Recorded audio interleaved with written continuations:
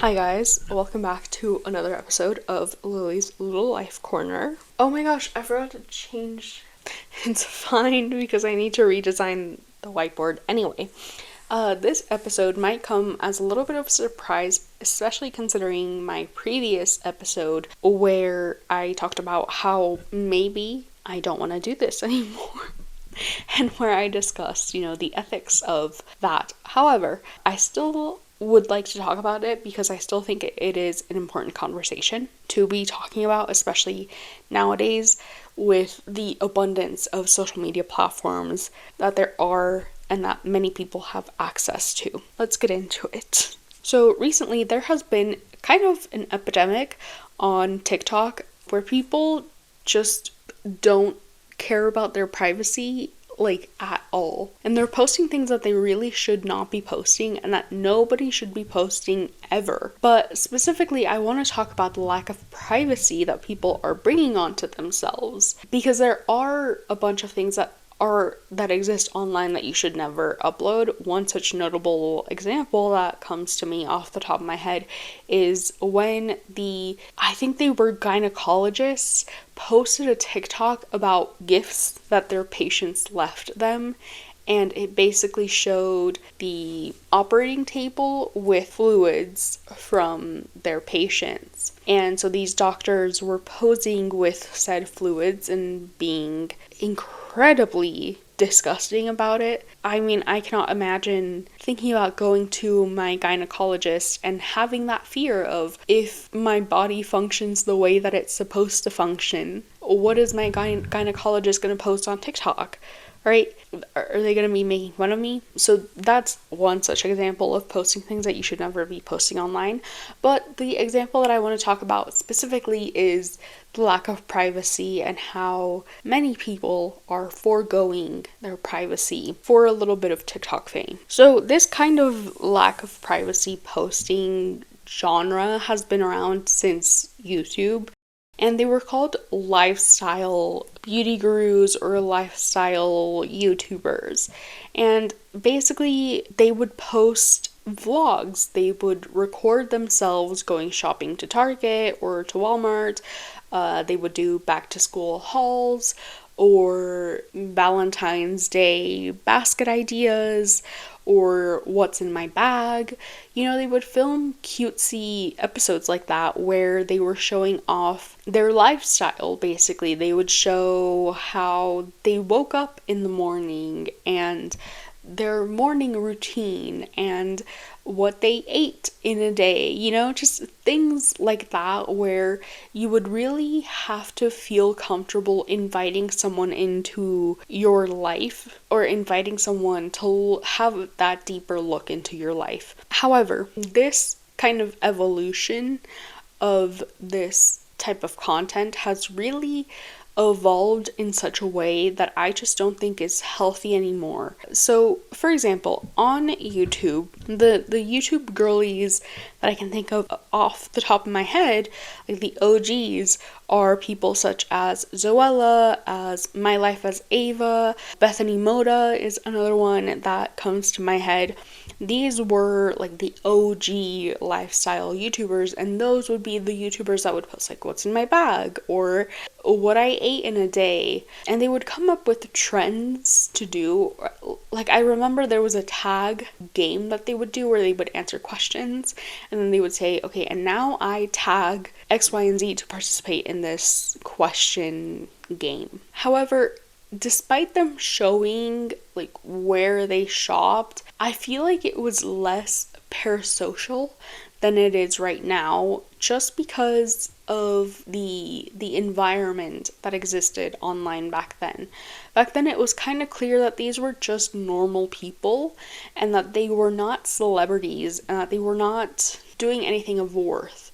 And I feel like also back then there were less people on the internet and less young people on the internet that would come across such content that would then form attachments to such content like there is right now. But maybe that is the nostalgia speaking, right? I know I was young when I got on the internet, but I don't know, I just feel like parasocial relationships nowadays are completely different to what they used to be. But you guys will have to let me know how you think about that, or what you feel about that. I don't know, it just felt just slightly more detached than what is going on right now. But still staying on YouTube, that kind of content then evolved a little bit to include YouTubers such as Emma Chamberlain, or YouTubers such as Natalie Barbu. If you guys know, I don't think she went as viral as Emma Chamberlain, but she still kind of made content within that hemisphere. And then most notably, Best Dressed, or Ashley, as she is sometimes known. These YouTubers popularized a lot of the get ready with me, a lot of the come with me too. You know, when it was back like Bethany Moda, Zoella days, they would have you like go with them to places, but it wasn't like the entire theme of the vlog, if that makes sense. Like, they would just be showing off their day, and then they'd be like, oh, today I have to go to Target, or today I have to go to Primark, and I have to go and buy X, Y, and Z. And then after that, they would, you know, go to a restaurant or something, right? But then came Emma Chamberlain and other vloggers like her, and that's when we got the come with me to X, Y, and Z, right? Where they would make a whole vlog out of them going somewhere. They would get ready to go to that place, and they would go to that place, and then they would come back from that place and show you what they got from that place, is kind of what I mean. At least from what I remember and, you know, my memory, but please do correct me if I am wrong. Emma Chamberlain also popularized the polished, unpolished kind of look, is what I'm going to call it, where it's basically when she was vlogging and when she had her camera out, she appeared like she didn't really care about her appearance or about how the vlog was going to turn out, right? It was very kind of nonchalant, like, whatever, I'm not doing this for money in any kind of way, right? It didn't come off as her trying to monopolize off of her content. It didn't come off as her trying to make money off of that content. It just came across as super natural and super like it's your friend, right? like it's your friend on FaceTime, and like you guys are just having a chat, and so what if you see me in a messy bun? You've always seen me in a messy bun because I'm your friend. And that's kind of what I mean when I talk about like parasocialness, is that back in the Bethany Moda, Zoella days, the only times that you would see them kind of disheveled is when they were doing a morning routine or a nighttime routine video, and even then it would still have, you know, perfect lighting and perfect angles. And so even if they were showing themselves just getting out of bed, they would be getting out of bed with not bedhead. You know, they would be getting out of bed with like their hair, you know, not done, but also not undone. They would be getting out of bed not in their like torn up ratty pajamas, but in their silk pajamas, button down pajamas, like matching set. And then they would, you know, brush their teeth really elegantly, and they would wash their face also very elegantly. Whereas with Emma Chamberlain, if she were to ever have done, I don't think she ever did, but if she were to have done such a vlog, she would be showing herself getting out of bed with like drooled corners on her mouth, right? Messy hair, like bedhead. She would be showing her getting toothpaste all over her shirt, or her getting water all over her shirt. Like, it was just more, like, it felt more intimate. It didn't feel as staged. To show you guys kind of what I mean by this, I wanted to take a look at the difference between a Bethany Moda vlog versus an Emma Chamberlain vlog, and that way you can kind of understand what I mean by more parasocial versus less parasocial. So here, for example, we have Bethany Moda vlog, and the angles are very well planned. The lighting is super bright. Her home doesn't feel like a home. It feels more like a studio. So the content, the entire video feels like she was filming at an IKEA rather than she was filming in her home.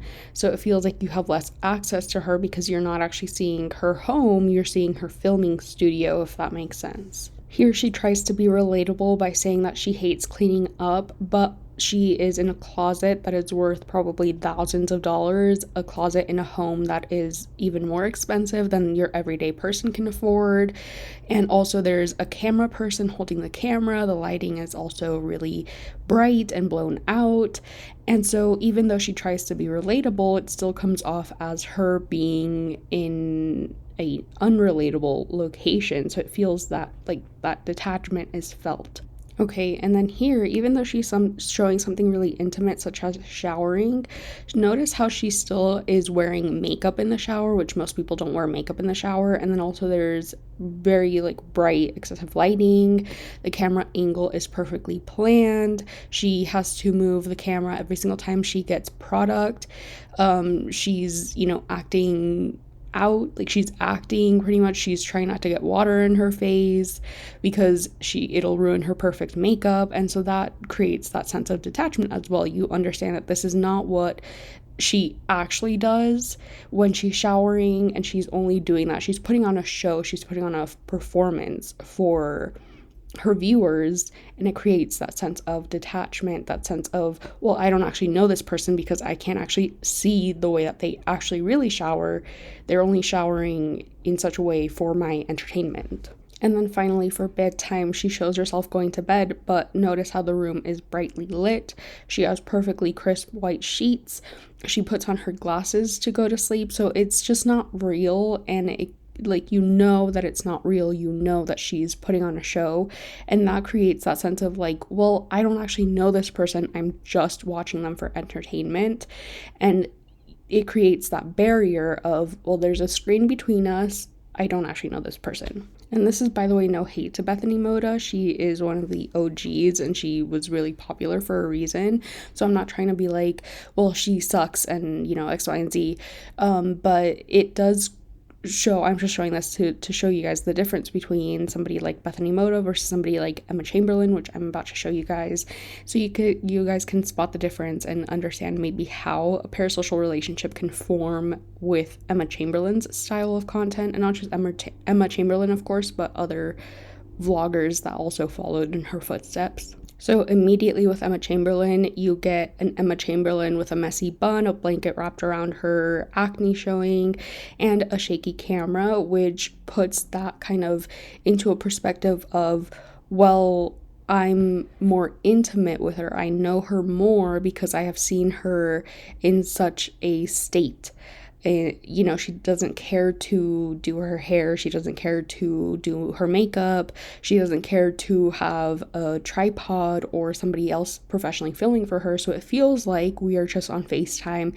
It feels like she's my friend. It feels like she called me up to tell me about something. And that's something that, removes that barrier. It creates an illusion that that barrier of screen and person doesn't exist. So even though you are watching it on your phone or on your computer or on your TV, it doesn't feel like there's that barrier because it is such a more relaxed, kind of personal way of showing you their lives, if that makes sense. And even though Emma Chamberlain never had such a video like Bethany Moda where she's showing her nighttime routine, she still showed herself in such a more intimate position by showing you how she gets up out of bed, how she looks when she gets up out of bed. So it removes that barrier of, oh, this is a person trying to look their best. This is a person trying to show me a life that doesn't exist, a life that they don't actually live. Instead, Emma Chamberlain and other vloggers that followed in her footsteps are showing you the reality. They're showing you what actually happens, and so then you start to feel more close to them. You start to think, well, if they're showing me so much intimate stuff, and that means that I'm their friend.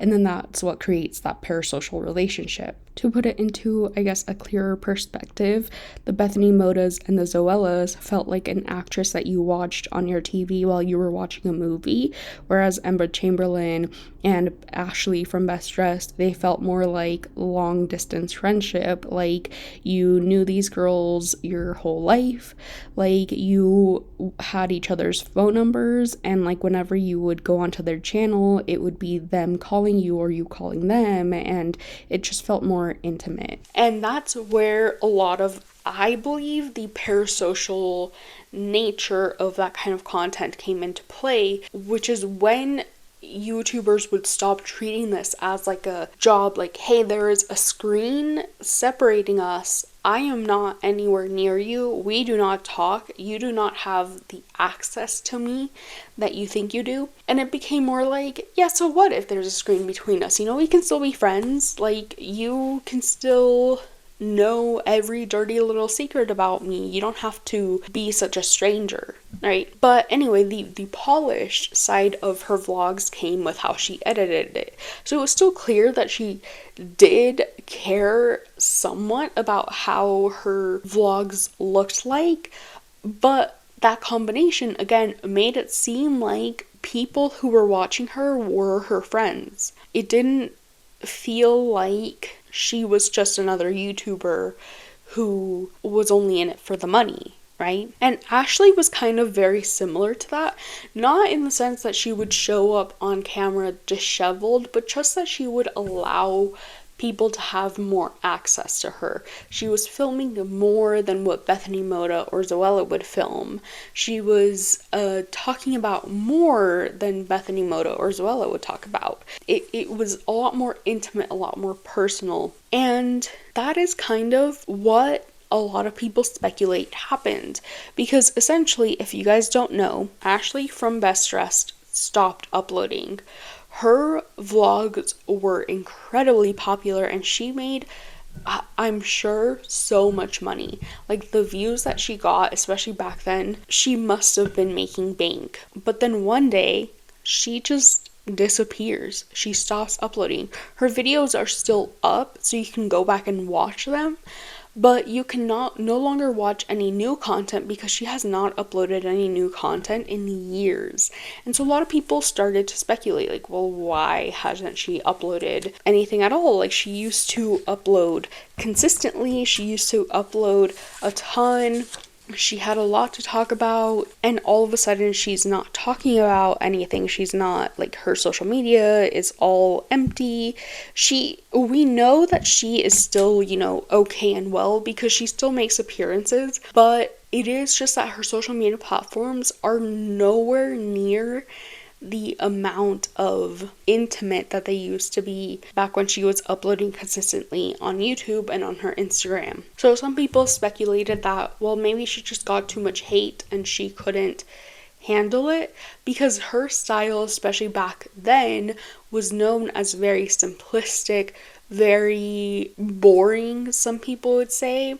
And so people were just not really feeling her. A lot of people were saying, like, no, she dresses really nicely, like, I really like her aesthetic, but most people were saying her fashion is kind of really boring. Like, for someone who is known as Best Dressed, it's always like the same old.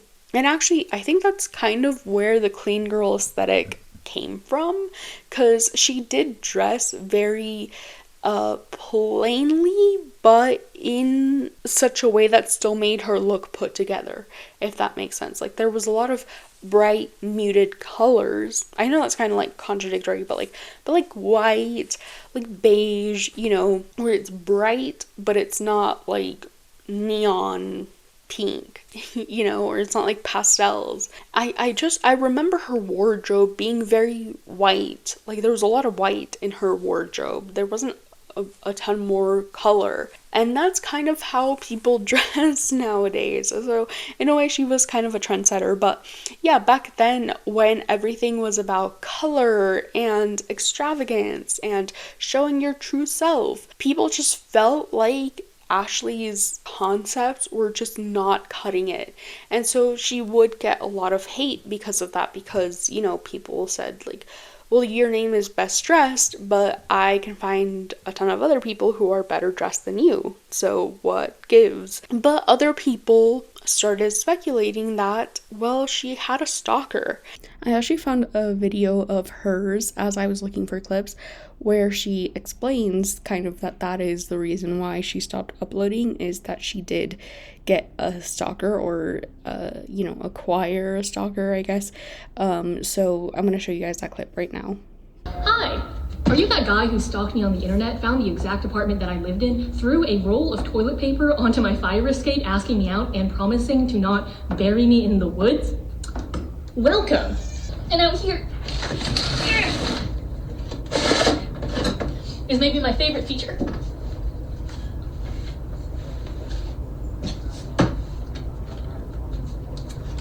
My fire escape. This is my favorite spot in the apartment to come out, take photos, flash strangers. This used to be one of my favorite parts of the apartment. I literally could not believe when I first moved here that every New York apartment actually has a fire escape. Like, it seemed like something out of a movie. There's also a lovely old lady who lives next door, and sometimes I would come out here and she would wave to me. Hi, how's it going? Are you having a good day? Unfortunately, I don't really come out here anymore though, because of the whole toilet paper stalking scenario. One of the many things men have ruined for me. And that's the apartment tour. So thanks so much for stopping by, unless you're that guy who stalked me, in which case you should know that I reported you to the police. The first police station I went to laughed at me and said that you were just being a nice guy, but that's on sexism. The second police station did take me seriously, so please don't murder me. Thank you. Also, I'm moving out of this apartment because of you, so I also won't be here. Bye now, and I hope I never see you, ever. That was actually the last video that she ever posted on her YouTube channel, and she disappeared ever since. So I think we can safely say that she stopped posting because of that stalker. And people started speculating about that because of how much she would show us in her personal life. And that's something that has stayed with us, unfortunately, as we have gone to new platforms, is that people just show too much. And it has never been easier to find someone through just the content that they upload, because I kid you not, people will literally film themselves walking home, and then they will film the outside of their apartment, show their key, show them inserting their key, show them unlocking their apartment door, show them entering. And it's like, do we really need all this online, right? But that's the kind of content that I want to talk about. It's just content that is too much, content that you should not be showing for your sake. And you know what? That is not really like new either in terms of like YouTube and TikTok. Like, it's not a TikTok specific thing to be uploading too much. Like I said, the lifestyle content is not new, and there recently was, a TikTok of those gynecologists making fun of their patients. But on YouTube, there was also people who would just upload too much. However, when they would upload too much, it would affect other people. For example, take Logan Paul, and when he went on into the quote-unquote suicide forest in Japan, he filmed a dead body in said forest, and then he uploaded it, filmed it, edited, uploaded it to his channel, and didn't think there was anything wrong with it until people started calling him out. What do you mean you went into the suicide forest and you took cameras with you and you started filming? Not only did you start filming, but you also then took that footage, analyzed it, scanned through it, decided which footage you wanted to keep, which footage you wanted to get rid of. You edited that footage, compiled it, exported it, and uploaded it onto YouTube. Like, that's just entirely too much. We do not need to be seeing a dead body on YouTube. And also, this is highly disrespectful to the family of the guy who is in there. Like, what in your right mind would make you think that that was in any way, shape, or form appropriate? Take also family vloggers like Ruby Frankie, who film their kids having temper tantrums, film their kids going potty, film their kids talking about their first kiss or their first period, or talking about how their kid is going through puberty and talking about all the like hair growth that they're now experiencing. It's just too much information that we do not need to know. But again, both of those examples hurt other people. They do not hurt Logan Paul. They do not hurt Ruby Frankie. At least not directly, right? Logan Paul obviously got hurt because now people know him as the guy who uploaded a dead body onto YouTube. And Ruby Frankie is obviously now in jail because of how she treated her kids. But her vlog is not the reason why she's in jail. In fact, the reason why she's in jail is because she mistreated her kids off camera. So, like I said, none of these things hurt the people directly, and that's not a thing that we are seeing in the TikTok landscape nowadays when we're talking about lifestyle and vlogging TikTokers. What we're seeing now is TikTokers who are hurting themselves by posting just entirely too much. And again, I don't mean like, whoa, too much information. We do not need to know every single partner that you've ever had. Although that also happens, and there is also a woman who is notorious for doing that. Maybe someday I will talk about her. I don't know. But yeah, she treats the internet like her diary. It's kind of insane. But what I am talking about is, like I said, people will show the outside of their apartment. They will show the key that they use to unlock their apartment. They will show the route that they take from their home to their job. They will show just so many things. The gym that they go to. And they will make no effort in concealing any type of information. Like if they live in a house and they show themselves arriving to said house, the house number will be visible in the TikTok.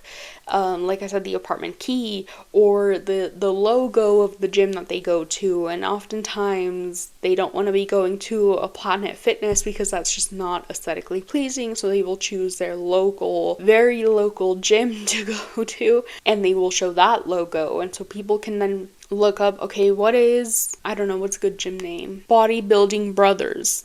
Let me Google Bodybuilding Brothers. Oh, it's in Atlanta, Georgia. South Atlanta, Georgia. Now I know where this influencer goes to work out, right? South Atlanta, Georgia. That's what I mean, is just so much. And so we're going to be talking about that today and kind of sharing some of the cautions. And then we're also going to be talking about someone specific who got fired for violating safety protocol at her job. But first, let's talk about the parasocial side of things. So kind of like I already was talking about, back in the day when Bethany Moda and Zoella were the top lifestyle beauty gurus or YouTubers, they wouldn't really show that much, right?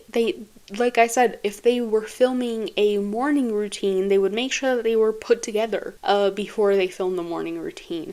And so it would give that sense of separation between audience and YouTuber. There is that degree of separation. You actually cannot hear me snoring, because if you heard me snoring, you would feel like you were in the room with me. And that is just a line that people were not willing to cross back then. Nowadays, they're willing to cross that line and more. All over TikTok, you will see people uploading videos of themselves taking a shower, getting ready for the day, working out, eating. And it's all in such an intimate way where it makes you feel like their friend. It makes you feel like you've known this person forever because you see every waking second of their life. They're always recording themselves, and sometimes they even include timestamps to let you know what time of day they got up, what time of day they went to bed, what time of bed they took a shit.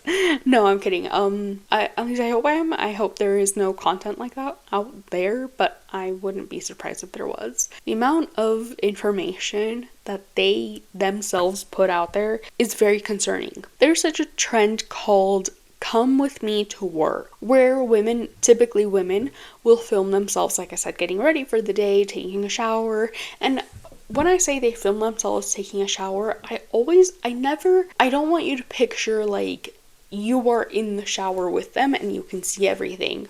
No. I mean, they will kind of like put the phone to the side while still recording, and then they will, I guess, step to the other side and they will take off their shirt and then they will show the camera the shirt and they will drop it on the floor. It kind of feels seductively intimate, if I can say that, because it's kind of like teasing you, like telling you, I'm taking off my shirt, but you can't see anything, right? You can only see the shirt that I'm taking off. You can only see the pants that I'm taking off, the shorts that I'm taking off. You can only see a pile of clothes and then my legs stepping into the shower, and it feels very, very, very intimate. Same thing when they're, in the shower, you can only see an arm as they, wash themselves, or you can only see a leg as they wash themselves. And so it just feels very seductive in a way, and that is what I think is most concerning and what I think people aren't really thinking about as they film themselves doing that, is that you never know who's going to come across that content. And of course, sex sells, but who's to say that there isn't someone out there watching, wanting to see more, and not to victim blame, of course, but these are things that you really have to keep in mind as you're uploading stuff like this, is you're uploading content that is very teasing and it's not doing anyone any favors. And it actually is putting you in danger. Like in a lot of danger. I don't think people realize how much danger they are putting themselves into. Especially when immediately after hopping out of the shower and showing a teasing leg, a teasing arm, maybe a back and a loofah, scratching their back. Like showing so much teasing footage of you in the shower and almost being tantalizing, you will never see my front, right? You will only ever see my back as I'm scrubbing my back. You will never see the front of me as I'm scrubbing my back, only to then follow that up with, I take the train at 7:52 p.m. in Philadelphia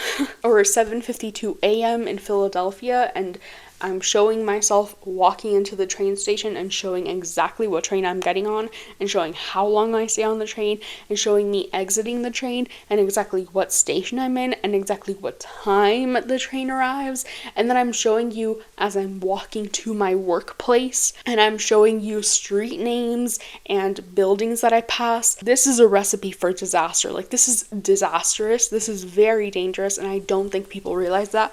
And that's part of the reason why I wanted to talk about that, is because a lot, and maybe some of the influencers that are uploading this content do understand how dangerous that is for them, and so maybe they lie about some of the timestamps, or they take a different route to work and they're only showing that route because it's the safest for them to show, but they actually secretly take a different route. However, they're still showing too much. They're still showing themselves getting on the train. They're still showing themselves showing people what location they live in. Okay, so maybe that isn't where you work, but now I still know that you live in Philadelphia, or now I know that you have to commute from New York to New Jersey in a train, and I know what train station you use, and so all I have to do is sit and wait in the train station to spot you, and once I spot you, I can follow you to your real job, real place of work, see exactly what route you take to work, right? So that's my thing, is maybe some of these girls know and understand the danger that they're putting themselves in, but definitely the people that are watching them, that are aspiring to be like them, are not putting those pieces together. The only pieces that they're putting together is that these girls are making a ton of money, and who doesn't want to make a ton of money? So that is where the concern comes into play. And one such woman who maybe was influenced by these influencers showing a little bit too much and showing themselves going into work and getting into work is a woman that I will call Bree. I think that is her name. I cannot be sure. But Bree is a woman who used to be a makeup artist slash manager at MAC. MAC, if you don't know, I think it stands for Makeup Artist Cosmetics, and it is a huge makeup company. It is often a makeup company that like film makeup artists will rely on to do their makeup, and it is a luxury makeup brand, and it is also one of the first companies that released foundation to suit a bunch of shades. Oftentimes we do credit Fenty Beauty, which where credit is due. Fenty Beauty definitely made it a trend for more makeup companies to release more shades, but back in the day, you were really only limited to MAC, L'Oreal, or Estee Lauder if you wanted a shade that matched your foundation, and only one of those is drugstore. So Fenty Beauty kind of normalized more middle to low end makeup companies to also release big shade ranges, but back then it was Estee Lauder, MAC, and L'Oreal who really had the shade ranges. So it's a very like esteemed, established makeup company, and a lot of people are very loyal to MAC. I remember Kylie Jenner made the lip liner Whirl really popular when she shared her lipstick routine, and so a lot of people went crazy and they were like, well, I want a Whirl lip liner. I also wanted one, but it was out of my price range. Also, I was 14, so I never got it. But yeah, they just have a lot of products that are very loved by people, and they have a very good reputation. So Brie, was a manager at MAC, and she was also a makeup artist, and she would upload herself going to work and working, and whenever she would work on a customer, she would kind of have her phone to the side. Whenever she was at the counter, she would have her phone kind of, when you're at a cash register, like if you've ever worked as a cashier or like hostess or whatever, you have the counter and it's like you got your desk, but then there's also like a partition, and there's where the customer is, and then that partition serves for the computer to kind of sit in. So that's where she would put her phone. She would put her phone in front of the partition, and she would record herself, and as she was typing up like, okay, your total is blah blah blah, right? And she would show herself like handing the receipt to the customer, and etc. etc. It was kind of par for the course in terms of these kinds of influencers recording themselves doing things. What was not par for the course is the location in which she worked in. So if you don't know, MAC has multiple locations. They have multiple standalone stores that you can find in malls. They have locations inside of Macy's or inside of Dillard's where it's just like a counter, and you can just, as you're shopping for your clothes or your perfume at Dillard's or Macy's, you can then also turn around and be like, actually, I want a quick, glance at some of the MAC products. But then they also have locations inside of airports, and that is where Brie worked. She worked inside of LAX, which is the Los Angeles airport. And so when she showed herself getting into work, she wasn't just showing the building in which she worked in like a lot of these other influencers. She was also showing how she got into LAX and how she got into the employee area of LAX, which not a lot of people are allowed into. It's not an area of LAX that you can just get into as somebody waiting to board your flight. You had to go through TSA and you had to go through the employee area to access a lot of the stuff that Brie had access to as manager of MAC. And she was showing all of that and more. And we're going to watch some of the TikToks. The first TikTok that we're going to watch is just kind of a standard, like par for the course Brie TikTok. And this is kind of what her everyday looked like when she was uploading TikToks onto her TikTok page. So it says, come to work with me as a MAC manager inside LAX airport with no trending audio timestamps included. And here she is checking into TSA pre-check, handing the TSA agent her badge, showing herself going to a 2 p.m. meeting, showing herself in the mirror, having fun. One thing I want to note about this showing herself in the mirror is that you can see her badge. It's just a circular mirror. You're only supposed to check your face in it. However, you can fully see her badge in that mirror. And so you can see her name, although I can't really make it out, so I'm not even interested in checking her name, but if I were interested, I would be able to flip the TikTok and check her name. I will blur that out though, because I don't want any issues with LAX. But then you can also see her airport badge. So not only can you see her MAC badge that she has to wear as a manager of MAC, but you can also see the badge that she has to use to enter the airport. Then she shows 3 p.m., she has her first customer. And so this is something that, like, not a lot of people show when they go to work.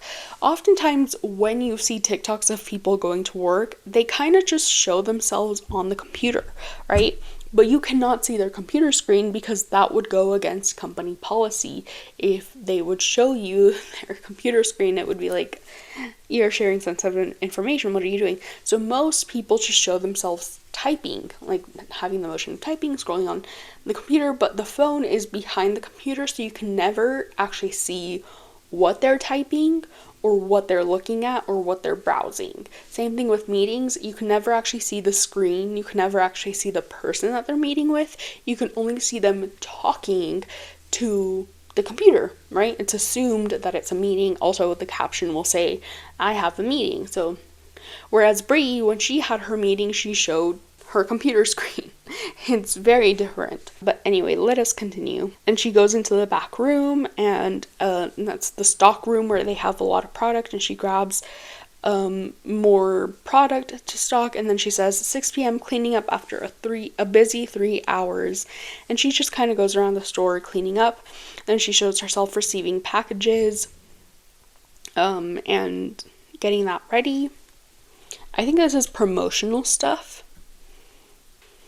And then 8 p.m. she is, I think, having another meeting, but you can also see a sticky note on her laptop. And often these sticky notes will have things like passwords to the computer, or important like reminders, like remember you have a meeting at such and such with such and such, right? So, okay, and now she shows herself inserting the key into the stock room along with her badge and everything, and opening that stock room. 8:30 p.m. stock the store. 8:45 p.m. pull trash. Also, mind you, she's showing herself that she's working completely alone. So not only do now people know where the stock room is, what time she accesses the stock room, they also know what shift she usually is alone and what her kind of downtime is, right? Because she said she had a busy 3 hours, but now it's 8 p.m. and she's no longer busy. And also she has no employees working with her. 8:50 p.m. she's closing the store, so now people know what time she closes at. 8:55 p.m. put lipsticks to bed. She's showing herself leaving the office. 9 p.m. close register, and this is where it really gets egregious. You guys, you are not ready for this. So she's grabbing all the cash and the coins from the register, and she's putting it into some tin, I'm assuming, and then she shows herself carrying that tin of money. It's full of money. 9:15 p.m. she finally she leaves the store, closes it. She shows us where the money is counted. And again, this is an employee area of the airport. Nobody else can access this area. You have to have special permission to access this back room. But she shows us walking to that area. And then she shows herself dumping all of the coins into the machine, putting all the cash into the machine so that it can count it, showing the coins going in to get sorted and counted. And she shows us what the room looks like, that then she has to go back in the morning, or the morning manager has to go in and get money from.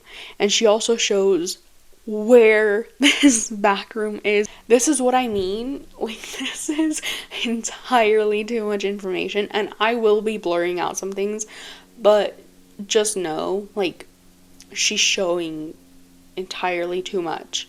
Okay, now let's watch another TikTok. It says, go on a 30-minute break with me.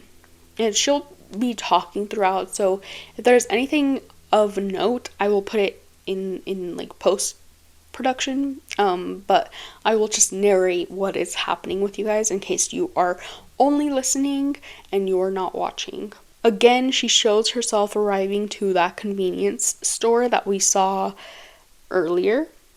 She shows herself grabbing a little snacky snack. She shows exactly where that convenience store is. Oh my god. Then I think this is a Starbucks or something.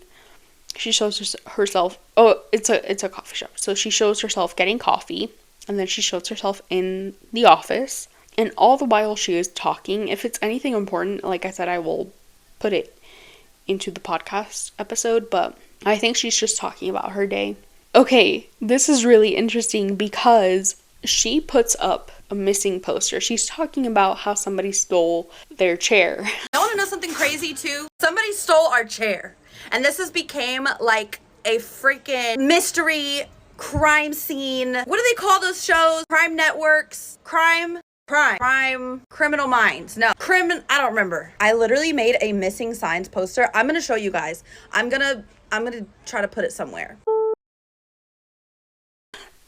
She puts up a missing poster. It says, computer chair last seen in Terminal 1 inside the Mac store.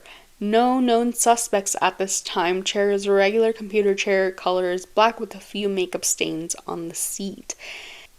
Okay. And somebody already stole something from you guys. And she is still uploading these TikToks where she is showing just entirely too much and compromising the security of not only herself, but her employees and the store in general, like inventory, cash, information about customers. And that's something that I want to touch on as well, is that Mac has reward programs that you can use. And so you just enter your like phone number, and then you get messages of like when something is on sale, or you enter in your social security number to get a credit card. And I actually don't think that Mac has the credit card program, but I do know that they do have customer information for like rewards points, you know, so you give them your phone number and they will enter your phone number and you will have like an account with them. And then as you buy things, you will accumulate points, and then those points can be used towards getting like a free item of some sort, right? Whether it's an item that the store decides or an item that you decide. The whole point is that customers have information inside the Mac store, and somebody could enter the Mac store and know, thanks to the TikToks that Bria is uploading, where that information is kept and steal that information. So she really is compromising the security of her customers, security of herself, because like I said, she showed herself alone in the store closing. She showed where she puts the cash. Somebody could just sit and wait until she has to leave the Mac store with the cash, because now they know at one time the Mac store closes and who and how many people are in the store. This is a recipe for disaster, honestly. And then she shows another employee arriving. And again, we see this entire office. And again, often the office is where the most sensitive information is stored, because the office is supposed to be like difficult to get to. It's in the very back for a reason. It's in the very back so that not a lot of people can get to the office unless you work there. So the fact that she's showing the entire office and showing exactly what's in there and exactly where those things are is just so dangerous. Okay, moving on to the next TikTok. This says, come with me to work at 5 a.m. with no trending audio, running late, edition timestamps included. 4:15 a.m. get on shuttle. 4:30 a.m. go through TSA. And again, she shows her badge, and she shows herself going and walking to that same back room, and she shows the screen of the machine where she's supposed to get the cash, and she says 4:45 a.m. get cash. So now, if there is a hacker watching, they will know exactly what they need to do and exactly what they need to get the money, and exactly who they need it from to get the money. 5:05 a.m. wake up lipsticks. 5:10 put on work shoes. 5:30 a.m. first customer. And again, she's marking down the sale. She's putting on her makeup. 6:30 to 8 a.m. complete payroll, and she's showing the list that she's writing on.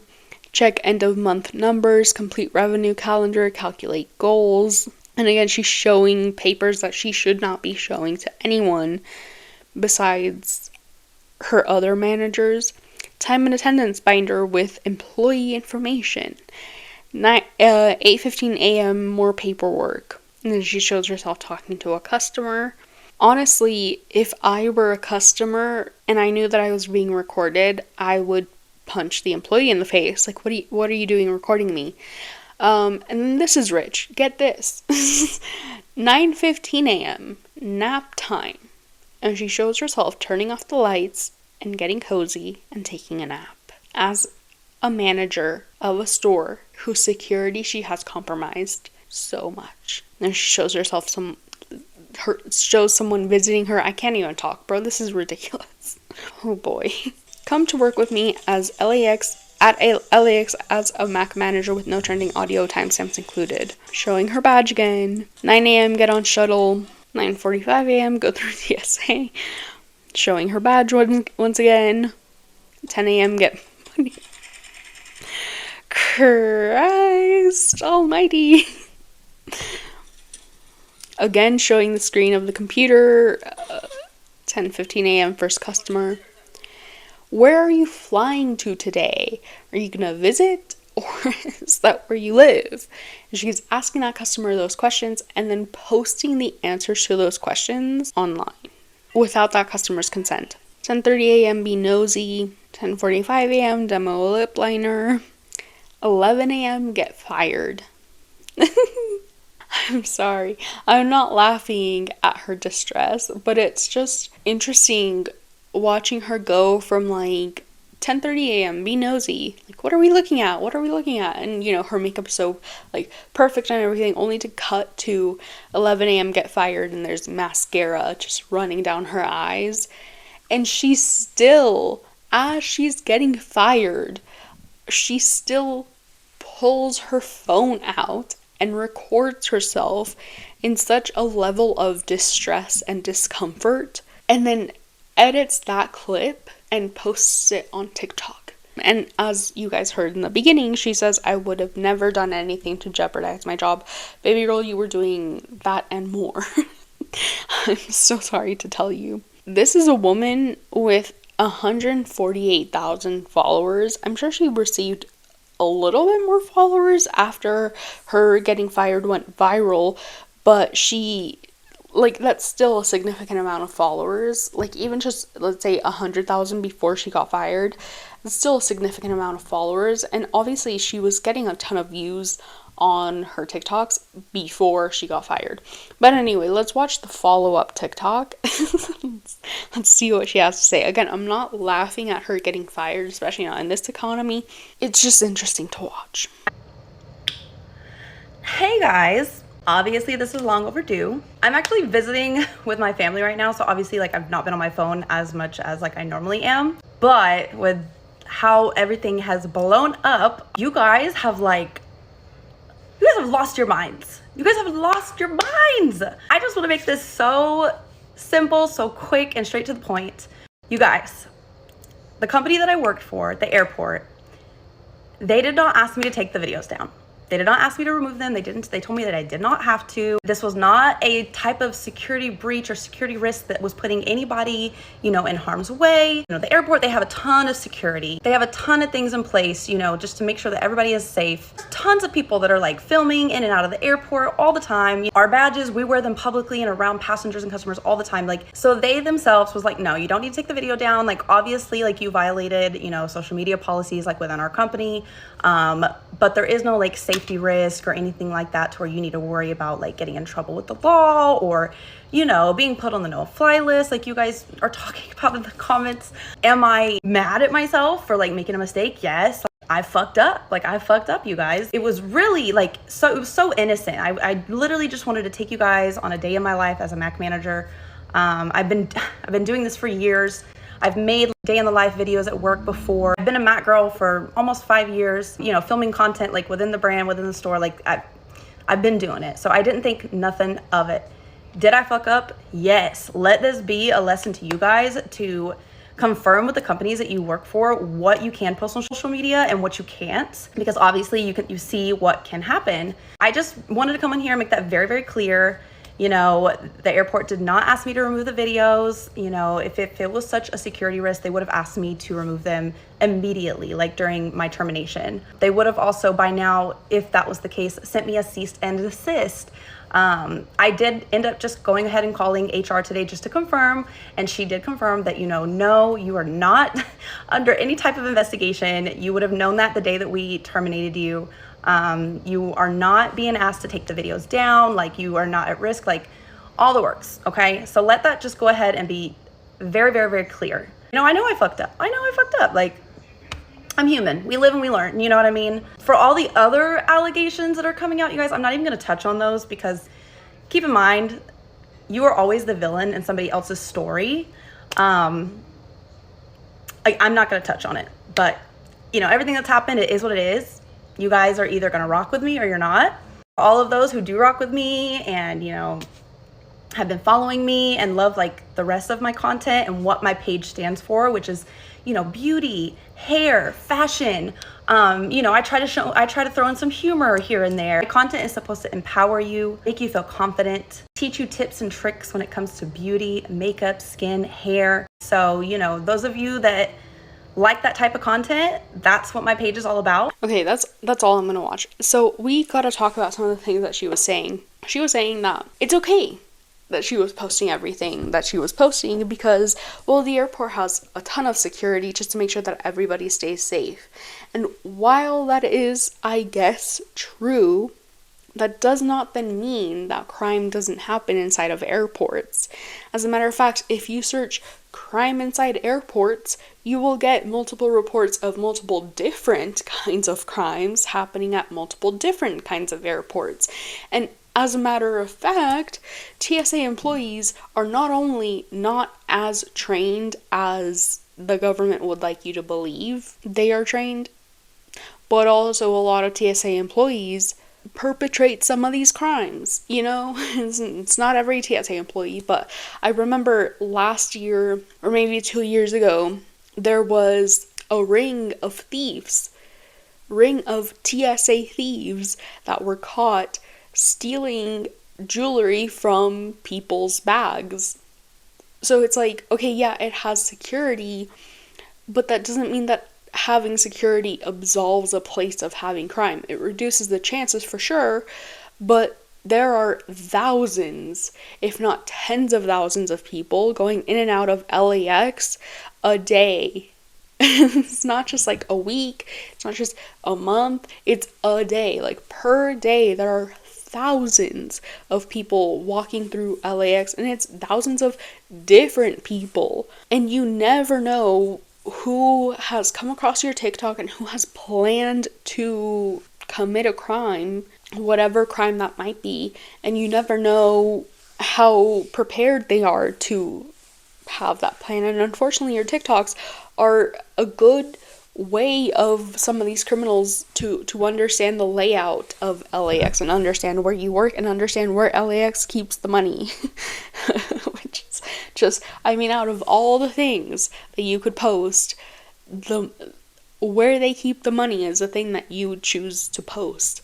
It's just crazy. It's crazy to me that would even cross your mind at all. But it's kind of like what I said, like these influencers are influencing kind of normal people to disregard safety protocol, disregard company policy, and post on social media, whatever it may be, just for the off chance that they get likes, that they get followers, that they are able to make a living off of TikTok. It's crazy. It really is. And it's why we need a lot more influencers that think about what it is they're posting and think about what message they're trying to send across as they're posting whatever it is that they're posting, right? But yeah, that is just, I mean, I'm speechless. And then also she was saying, like, I never posted anything that would jeopardize anyone, and it's like, girly pop, I hate to tell you this, but that is just not true. You in fact did post multiple TikToks of things that would in fact hurt other people should they be used in the wrong way. And just because HR told you that you didn't need to remove the TikToks doesn't mean that you shouldn't remove the TikToks, because they still show a concerning amount of information, not just in terms of like LAX and the airport and where you guys keep the money, but in terms of like customer safety, right? You had a TikTok of you asking a customer where she was flying to, where she was from, if she was taking a vacation, how long she would be there, what her name was, etc. And you posted that online for your hundreds of thousands of followers to see. That is concerning, and that is something that you should take down. And I checked when I went to go check her follower account. She still has tons of these videos up.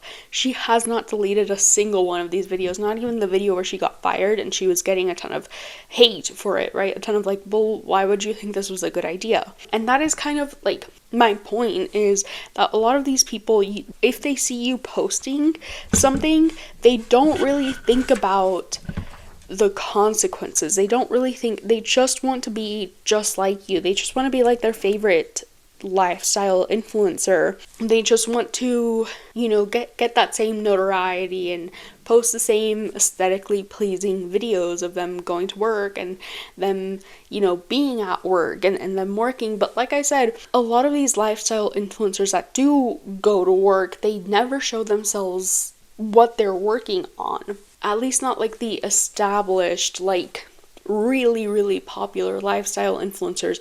You will never see them post their computer screen. You will never see them post like what they're writing down. You will never see them post like the meeting and who they're meeting with. You will never see them post that kind of sensitive information, like where they need to scan their badge. If anything, all like in terms of badge, they just post like them scanning their badge to enter the building, but then they don't show like sensitive areas of said building. They show like the cafeteria of the building, or like the lunchroom, the break room, or whatever, but they don't show where they keep the money. But because they do show some more like intimate aspects, such as, the teasing, tantalizing leg, the back, them like throwing their clothes on the floor kind of carelessly, but kind of not carelessly, in an aesthetically pleasing yet still nonchalant way, it kind of makes people think that they have to post more and more intimate stuff. And so that leads to people like Brie, who post things such as this, who post her walking to the room where the LAX employees, all employees, keep the money, and she posts that like herself logging into the computer so that she can get the money, and she posts how she needs to log in, where that room is, and what it is she needs to do to access money and to have that. That is something that, not that I don't want to blame her, because I do still think, she is a full-grown adult.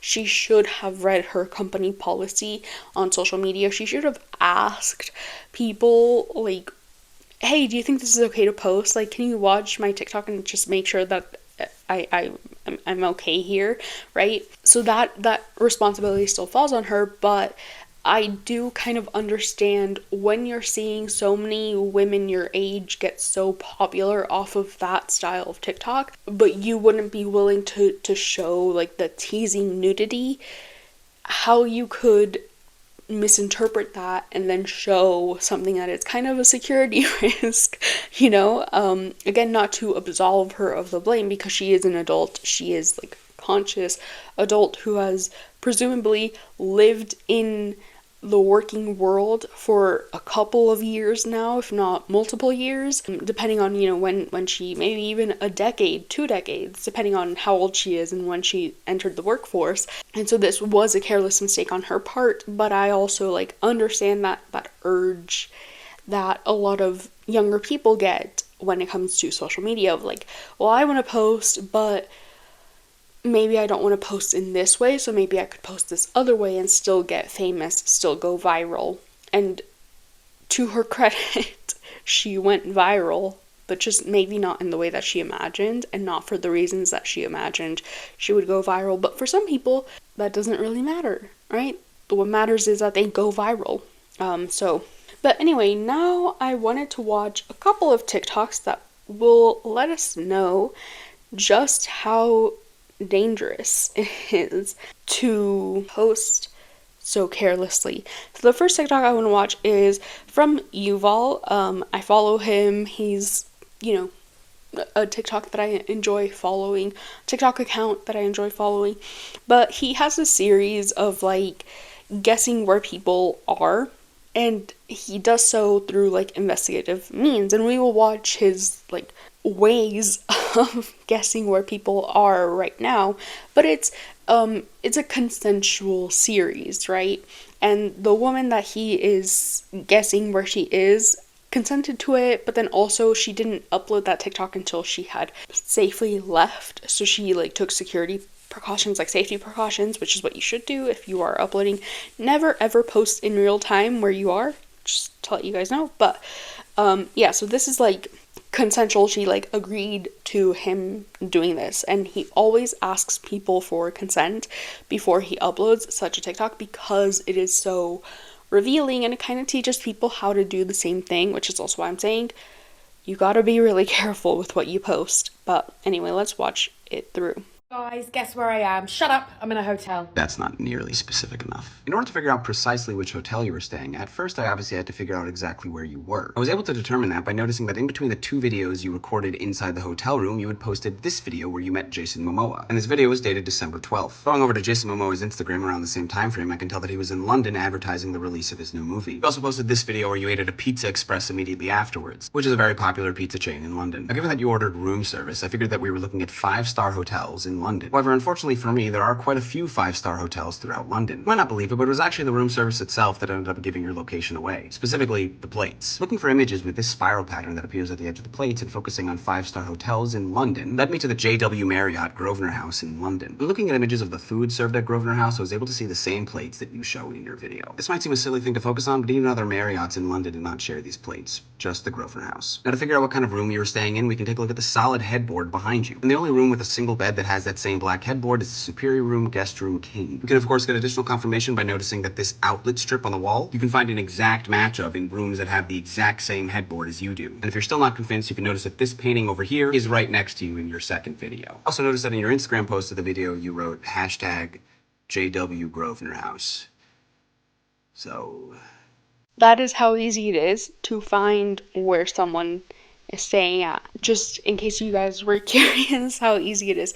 Now let's go watch a video from Mr. Cliff Tan. He is a guy who specializes in feng shui, and so whenever you're having a feng shui problem, or you don't know how to decorate or furnish your apartment or your room or whatever, especially if you have a weirdly shaped room, he replies to a lot of those people and tells them how best they can utilize the space to also go in accordance with feng shui.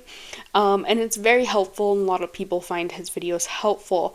However, he also cautions against showing too much, if that makes sense. So let's watch this. So the original TikTok says, "Where do I put my bed in a triangular shaped room?"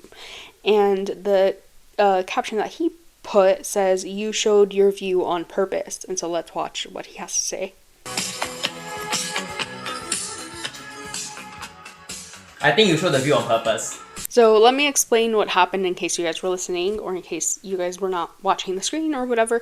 So what happens is that this original person who posted the TikTok asking, "Where do I put the bed in a triangular room?"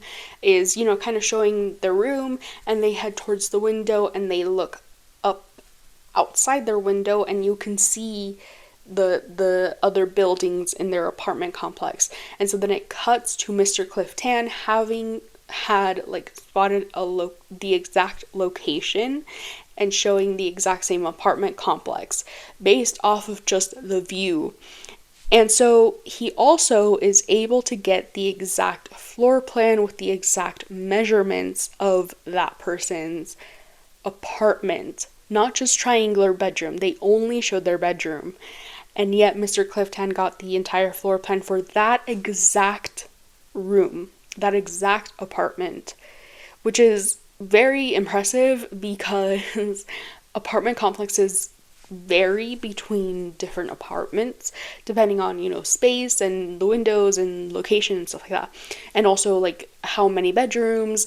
A one bedroom is obviously going to have a different layout than a two bedroom, but then even like from one bedroom to one bedroom, like floor plans, those can change based off of like the apartments that are surrounding them, the location which they're at. Like this person had a corner apartment room, and so that's why they had a triangular shaped bedroom, but maybe the person next to them also has a one bedroom apartment, but the floor plan is different because they are not in the corner, they're to the side, right? So very impressive that he found the exact floor plan of the exact apartment that that person was staying in, all just because they showed the view outside their window. And here is a second TikTok where Mr. Clifton did the exact same thing. So the original person says, POV, I need help. I need help. I've just moved out for the first time and my new apartment. And Mr. Clifton zooms into the sliding glass doors that were left without curtains, and he zooms into and then says, I found the exact floor plan. And again, this is not someone who had shown the view on purpose. Like the first TikTok kind of was walking around and then showed the view as to kind of be like, look at the view that I have, right, to kind of show off. But this person was really just showing, like panning across the apartment to show the layout of the apartment. And yet, because the sliding glass doors were uncovered and without curtains, Mr. Clifton was able to zoom in and figure out exactly what building they were staying at and exactly what apartment they had, and he was able to find the exact floor plan. And this is not to hate on Mr. Clifton or Yuval, this is to show you guys just how easy and just how little information people need to be able to figure out where you are at any given time in your TikTok. And these are things that you wouldn't even think about. Like I said, the first TikTok that Mr. Clifton got, it was a person who was purposefully showing the view of the apartment, right? So it was kind of like to be expected, like, duh, I showed the view, that's like my fault, my bad. But the other person's like, I didn't even mean to show the view, it was just a careless mistake. Not that they like responded, but like, you know, that's kind of what I'm thinking. Like, if you were to post the first TikTok and somebody were to find the view or the floor plan of your apartment, I feel like you would kind of be like, okay, yeah, that's my bad. I shouldn't have posted that. But if you were to post the second TikTok, you would be like, I didn't even realize that I had the view of my apartment out in full sight, and I didn't even realize that you could find my exact apartment floor plan based off of just that. Like, that's crazy. Same thing like with Yuval and Ayame. Like, Ayame was posting like just to post. Like, she wasn't thinking like, oh, the intricate and specific design of the plate is gonna give away where I'm staying at.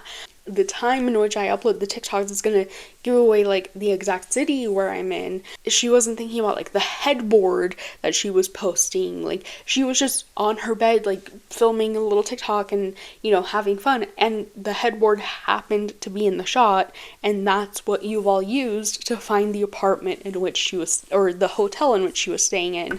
And so it's like, you have to be extremely, extremely careful. And for some of these girls, they are posting the most.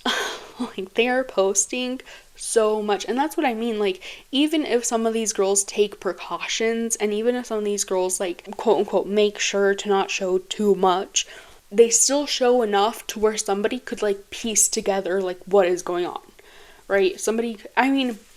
Have you guys ever, I'm sure if you guys watch my podcast, you have seen like people like Kiki Chanel, Hannah Alonso.